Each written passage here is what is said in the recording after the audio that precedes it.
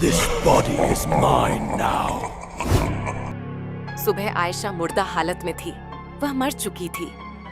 شریر بالکل ساکت, آنکھیں کھلی ہوئیں, چہرہ بدلا ہوا, جیسے اندر سے کوئی اور دیکھ رہا ہو.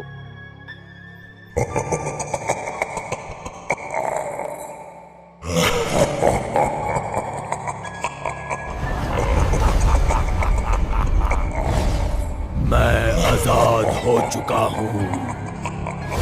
ابھی تک لائک اور سبسکرائب نہیں کیا, اب تمہاری باری. اس خوفناک کہانی کا انجام آپ کو کیسا لگا؟ کامنٹ میں ضرور بتائیں. ایسی مزید خوفناک کہانیاں دیکھنے کے لیے ہمارے چینل قصہ گھر کو ابھی سبسکرائب کریں. ملتے ہیں نیکسٹ سٹوری کے ساتھ. اللہ حافظ.